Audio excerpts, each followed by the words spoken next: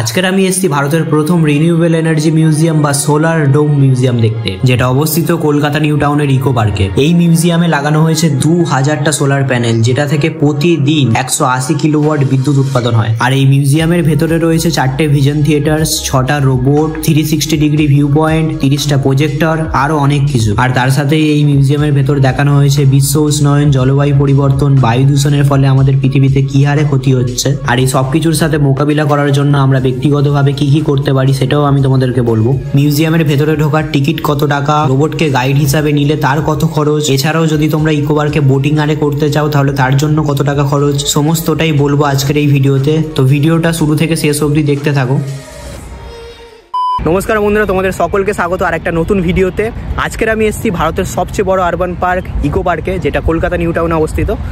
Eco park তোমরা কম বেশি অনেকেই এসেছো বা ভিডিওতে দেখেছো, কিন্তু তোমরা কি জানো যে ইকো পার্কে নতুন উদ্বোধন হয়েছে ভারতের প্রথম রিনিউয়েবল এনার্জি মিউজিয়াম বা সোলার ডোম মিউজিয়াম। ওটা দেখতে আজকের আমি এসেছি, আর তার সাথে তোমাদের ইকো পার্কটাও ঘুরিয়ে দেখিয়ে দেবো। এখন ইকো পার্কে 1 নম্বর গেট দিয়ে ঢুকেছি, আর এই হচ্ছে টিকিট কাউন্টার ইকো পার্কের 1 নম্বর গেটের।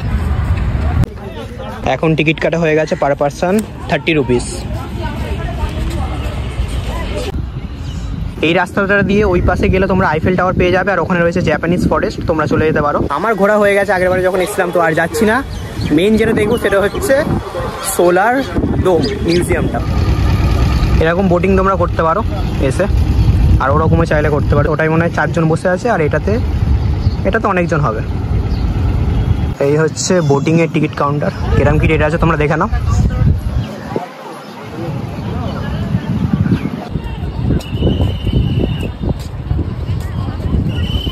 এরকম শিকারা করেও তোমরা যেতে পারবে। ডাল লেকে এরকম শিকারা করে চড়েছিলাম। এই তো শিকারা 30 মিনিট 300 টাকা। কি কি রেট দেওয়া রয়েছে তোমরা দেখে নাও পজ করে ভিডিওটা। আর সেই দূরে দেখা যাচ্ছে ওই দেখো মিউজিয়ামটা। এই বছরেই জানুয়ারি মাসে এসেছিলাম, তখন কিন্তু অনেক ভিড় ছিল। আর একটু ঠান্ডা পড়লে তখন অনেক ভিড় হয়ে যাবে। এখনও কিন্তু ওয়েদার ভালো রয়েছে, কিন্তু অত ভিড় নেই যতটা ভিড় থাকে। এখানে ডুয়ো সাইকেলিং 150 টাকায় 30 মিনিট।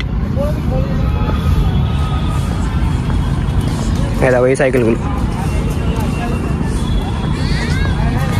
এই হচ্ছে টয় ট্রেন, এইটাও তোমরা চড়তে পারো। এখন ঘুরতে ঘুরতে দেখো এই ঝর্ণাটার কাছে চলে এসেছি, দারুণ লাগছে কিন্তু। আর এই লেকটাতেও তোমরা বোটিং করতে পারো। ওই দেখো ওখানে বোটিং করছে অনেকে।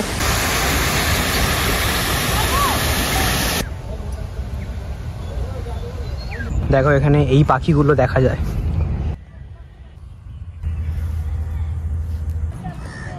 এই হচ্ছে গ্রাম বাংলাতে ঢোকার প্রবেশদ্বার। আমি আগেরবারে গেছিলাম, এবারে যাচ্ছি না। 10 টাকা করে নেয় টিকিট। তোমরা এলে অবশ্যই ঘুরো, আর আমার কাছে যদি ক্লিপ থাকে তো আমি এখানে অ্যাড করে দেবো।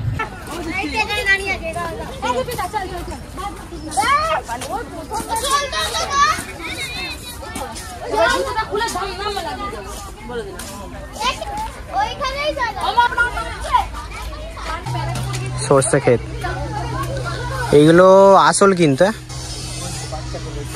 পুরো গ্রামটাকে মানে রিয়েলিস্টিক ভাবে করা আছে।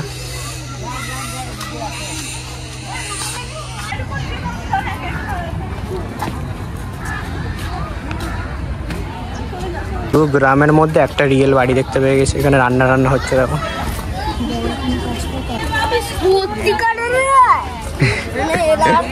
এটা সত্যি থাকে এই ঘরে।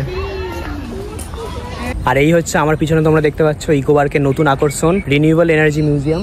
এই সোলার ডোমে 2000টা সোলার প্যানেল লাগানো রয়েছে, অ্যাক্টিভ সোলার প্যানেল।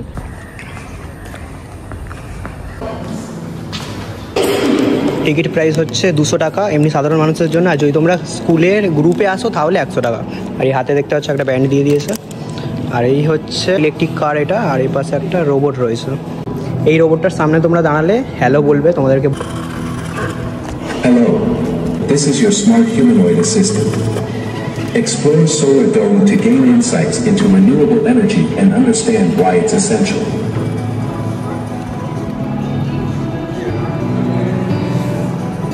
আর এই রোবটটা তোমরা এখান থেকে ভাড়া করতে পারো গাইড হিসাবে।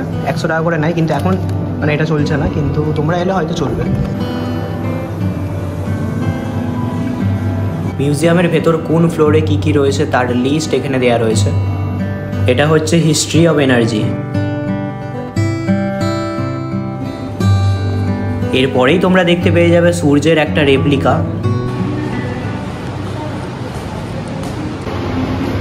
ভেতরে ঢুকেই তোমরা এখানে একটা মডেল দেখতে পেয়ে যাবে। মিউজিয়ামটা ভেতর থেকে কিরকম দেখতে তারই একটা মডেল দেওয়া রয়েছে।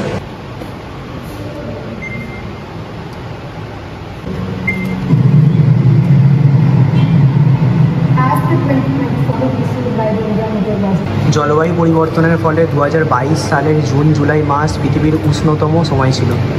এই হচ্ছে ইন্ডিয়ার ম্যাপ, দেখো।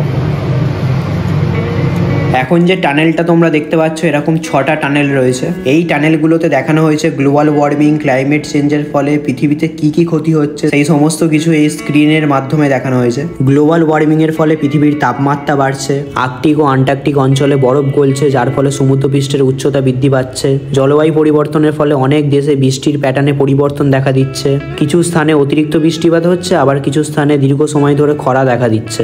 বায়ু দূষণের কারণে প্রতি বছর সারা বিশ্ব জুড়ে 70 লাখ মানুষের মৃত্যু ঘটছে। এভাবেই যদি চলতে থাকে তাহলে আর 10-20 বছরে এই নাম্বারটা যে কোথায় গিয়ে দাঁড়াবে সেটা ভাবার বাইরে। সারা বিশ্বের সর্বোচ্চ বায়ু দূষিত শহরগুলির মধ্যে রয়েছে পাকিস্তানের লাহোর, চীনের কাশগড় আর ভারতের দিল্লি। 1,20,000 কোটি টন মেরু বরফ পৃথিবীর বুক থেকে ক্ষয় হচ্ছে প্রতি বছর। 2100 সালের মধ্যে পৃথিবীর জলস্তরের মাত্রা বৃদ্ধি। এই হচ্ছে ভারতের ম্যাপ। কলকাতা, পারাদ্বীপ, ভাইজ্যাক, চেন্নাই, আন্দামান নিকোবরের পোর্ট ব্লেয়ার, মুম্বাই, এই সমস্ত শহরগুলো ডুবে যাওয়ার আশঙ্কা রয়েছে। নভেম্বর 2020 থেকে জুন 2021-এর মধ্যে ভারতে 3,45,000টি ভয়ানক দাবানলের ঘটনা ঘটেছে। দাবানলের প্রধান কারণগুলি হলো 1 প্রাকৃতিক কারণ মানে বজ্রপাতের ফলে, 2 বিশ্ব উষ্ণায়ন, 3 হচ্ছে মানুষের তৈরি ঘটনা মানে কেউ সিগারেট খেয়ে যেখানে সেখানে ফেলে দিল, ওইখান থেকে আগুন ধরে গেল। এবছর 2024-এ আমরা সকলে জানি যে উত্তরাখণ্ডের জঙ্গলে কী হারে আগুন ধরেছিল আর তার ফলে কত ক্ষতি হয়েছে। অস্ট্রেলিয়াতে 2019 থেকে 20-এর মধ্যে 300 কোটি প্রাণী মারা গেছে দাবানলের কারণ, আর 30,000 কোয়ালাস মারা গেছে। কোয়ালাস হচ্ছে এমন একটা প্রাণী যেটা অস্ট্রেলিয়াতে খুবই দেখা যেত, কিন্তু অস্ট্রেলিয়াতে হওয়া দাবানলের কারণে কোয়ালাসকেও এখন বিপন্ন প্রাণীদের বিভাগে রাখা হয়েছে। 1850 সাল থেকে আজ পর্যন্ত ক্রমাগত উষ্ণতা বৃদ্ধি পাওয়ার হার নীল থেকে লাল রঙের দিকে এগিয়ে যাওয়া জলবায়ু ক্ষতিকর পরিবর্তনের ধাপ নির্দেশ করে। 1860 সালে এরকম ছিল, তারপর এরকম হলো, আর এখন 2010-এ পুরো লাল হয়ে গেছে। এই সব কিছুর সাথে মোকাবিলা করার জন্য ব্যক্তিগতভাবে আমরা কিছু পদক্ষেপ নিতে পারি, যেমন গাড়ির পরিবর্তে হাঁটা বা সাইকেল চালানো বা পাবলিক ট্রান্সপোর্ট ইউজ করা, গাছ লাগানো, কারণ যেই জায়গায় বেশি পরিমাণে গাছ লাগানো থাকে সেই জায়গার তাপমাত্রা অনেকটা কম হয় অন্য জায়গার তুলনায় যেখানে শুধুই বড় বড় বিল্ডিং রয়েছে। পরিবেশ সম্পর্কিত বিষয়গুলিতে সচেতনতা বৃদ্ধির জন্য বন্ধুদের এবং পরিবারের সাথে আলোচনা করা, আর এছাড়াও রিডিউস, রিইউজ, রিসাইকেল নিয়ে আমাদের ভাবা দরকার। এই আশাই আমাদের এগিয়ে নিয়ে যেতে সাহায্য করবে। আর দেরি নয়, এখনই ঝাঁপিয়ে পড়তে হবে আমাদের। এই স্ট্যাচুগুলোকে দেখে পুরো মনে হচ্ছে যেন রিয়েল দাঁড়িয়ে রয়েছে। তবে কেউ নেই বেশি, কেউ 1-2জনকে দেখতে পেলাম মানে এসছে এই মিউজিয়ামটা ঘুরতে।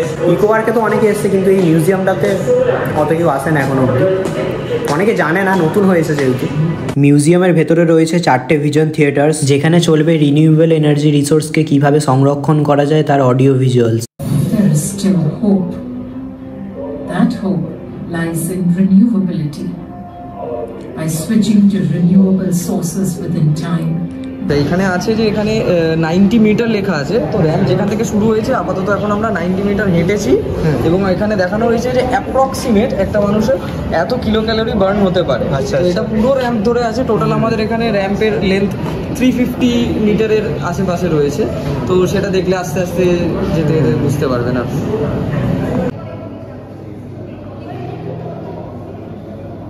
আচ্ছা, টোটাল L6 অবধি মানে 7টা গ্যালারি আছে টোটাল। আচ্ছা, মানে নিচের ফার্স্ট ফ্লোর থেকে যদি কেউ রোবটটাকে ভাড়া করে 100 টাকা দিয়ে, তো একদম উপর ফ্লোর অবধি কি যাবে? अवेलेबल থাকবে, তো সে কটা মানে যে কটা ফ্লোরে अवेलेबल থাকবে এই রোবটটা अवेलेबल থাকে মানে আলাদা আলাদা রোবট থাকবে, তাই তো? আলাদা আলাদা। L2 তে এলে আলাদা, L3 তে আলাদা। আচ্ছা আচ্ছা, আবার L5 এ আলাদা। কটা রোবট আছে টোটাল? টোটাল এখন আমাদের যদি अवेलेबल নাও থাকে তো এখন আপাতত L0 তে 2টো, L2 তে একটা, L3 তে একটা, L5 আর L6 টোটাল 6টা রোবট আছে টোটাল। তো এইগুলো পাবলিকের জন্য ওপেন কবে থেকে করেছে? 5 তারিখ, নভেম্বরের 5 তারিখ, একদম ফিজিক্যালি মানে সবার জন্য খুলে দিয়েছে। হ্যাঁ আচ্ছা, নতুন বলে মনে এখন অনেকে জানে না এই মিউজিয়ামটার ব্যাপারে, এখনো জানে না সবাই, 1 মাসও হয়নি, তাই জন্য আর কি ফাঁকা এখনো, মানে অত লোক নেই, সেইভাবে লোক নেই, ফাঁকা, আস্তে আস্তে হবে, সবাই জানলে তখন আসবে।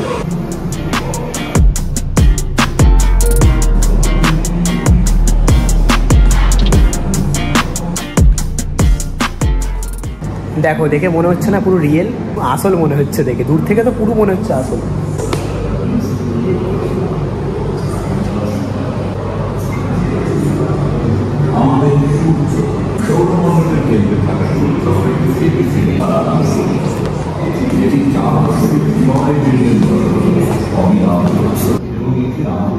সূর্য থেকে পৃথিবীতে আলো পৌঁছতে প্রায় 8 মিনিট সময় লাগে, যার মাধ্যমে আমাদের বাস্তুতন্ত্র প্রয়োজনীয় শক্তি লাভ করে।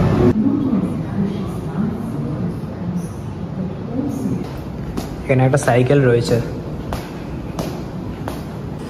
এই বসে পড়েছি এখন। তাহলে এখানে এসে তোমরা এরকম সাইকেল চালাতে পারবে, ফিউচার সাইকেল, ফিউচারে এরকম সাইকেল আসবে, সেটাই এখানে দেখানো হয়েছে। খুবই স্মুথ, কিন্তু চালাতে কোনো অসুবিধা হচ্ছে না, কিন্তু ব্রেক নেই। ব্রেক কোথায়? ব্রেক নেই। আচ্ছা, এখানে কিছু মানে গেম দেওয়া রয়েছে, এইটা এখানে বসবে,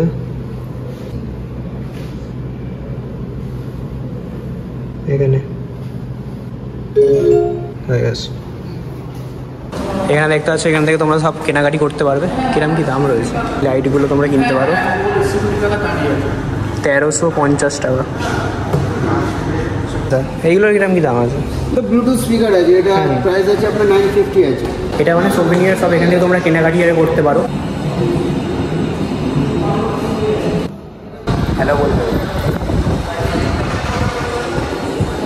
Hello. Welcome to Solarville. This is your school. It's essential.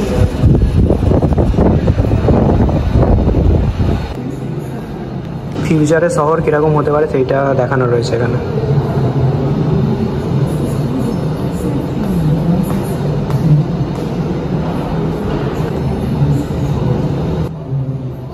অনেক কিছু দেখার রয়েছে, অনেক কিছু।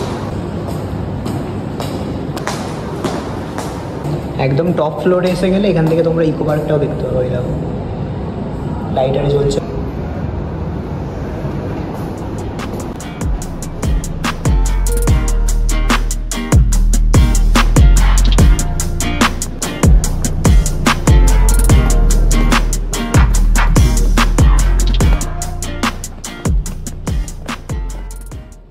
ঘোরা হয়ে গেছে, দারুণ লাগলো জায়গাটা। এখন বাজছে হচ্ছে 5:10, চারপাশে ইকো পার্কে আলো জ্বলে গেছে দেখতে পাচ্ছ। তোমরা ইকো পার্কে এলে একবার এই মিউজিয়ামটা ভিজিট করো, দারুণ দারুণ অনেক কিছু জানতে পারবে।